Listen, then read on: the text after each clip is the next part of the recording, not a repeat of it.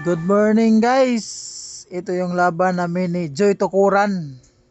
Malakas to kasi JM Joy at JM Tokuran, Willie Tokuran siguro pinagsasabay nila. Pero natamaan ang lansis, nabulaga mo si Joy Tokuran. Ito yung laban namin. Tingnan niyo po mga guys. Nag 116 si Joy Tukuran. Magaling talaga 116. Yan talaga yung mga tira ng mga super JM. Tinirahan ko na lang new generation ni Joy Pagadian 215. Pagpasok niya 16-13, 314 lang. Siniguro niya, tinakpan ko lang mga guys. 5-1, bookliner talaga. Yan talaga yung tira ng mga magagaling, bookline. So 116 lang tayo mga guys. Pag 313 niya, kain lang tayo.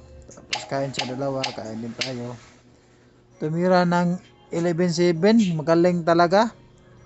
Kung tutira ako ng 11-6 or 9-5, malalansi niya ako. Kaya tumira na lang ako ng 10-5, timing lang muna. Tapos tumira siya ng 7-3. Tumira na ako ng 11-6. Tapos pumasok siya sa gilid, tumira lang ako 6-1. Tapos nag 12-7 siya, timing siya 12-7. Tumira lang din ako ng 15-15. Hindi siya makatira ng 3-14 kasi mapatan siya, kaya umatras siya. Maneuver, magaling talaga. Maneuver talaga, magaling.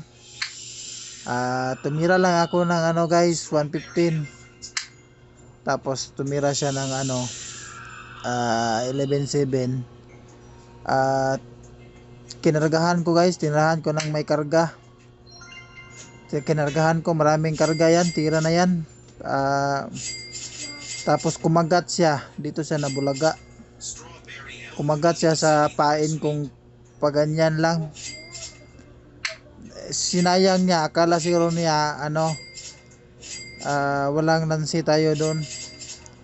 Kasi kung pagtira ko ng 14-3, kung kumain lang sana siya ng 7-13, parang tabla-tabla lang siguro, or depende sa posisyon, o maiipit ako. Parang tabla-tabla lang kung nag 7-13 yung kain niya.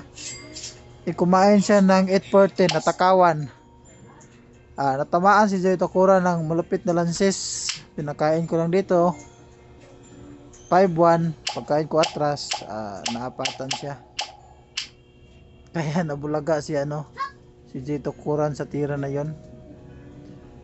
Parang parang idol na siguro si JM Joy at si JM Willie, kaya Joy Tokuran yung pinangalan niya.